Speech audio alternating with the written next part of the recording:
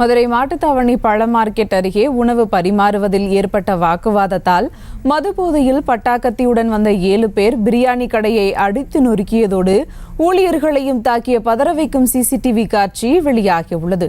இதுகுறித்த கூடுதல் தகவல்களை எமது செய்தியாளர் பாலமுருகன் வழங்க கேட்கலாம். வணக்கம் பாலமுருகன், விவரங்கள். அதாவது மதுரை மாட்டுத்தாவணி பழ மார்க்கெட் அருகே இயங்கி வரும் அஜார் பிரியாணி கடையில் நேற்று அதிகாலை 2 மணி அளவில் உணவருந்து வந்த வெளியூர் நபர்களான முருகன், தீனா, பிரசனா, மதனகோபால் ஆகிய 4 ஹோட்டல் பணியாளர்களிடம் தனிப்பதில் தகவல் ஏற்பட்டுள்ளது.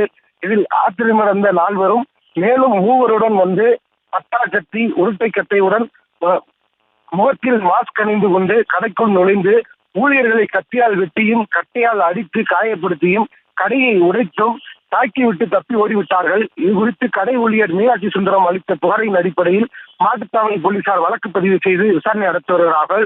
மேலும் தற்போது தாக்குதலில் ஈடுபட்ட சிசிடிவி வீடியோ காட்சி சமூக வலைதளங்களில் வேகமாக பரவி வருகிறது. தெரிவித்தார். விவரங்களுக்கு நன்றி பாலமுருகன். செய்திகளை உடனுக்குடனும் துல்லியமாகவும் தெரிந்து கொள்ள சப்ஸ்கிரைப் பண்ணுங்க.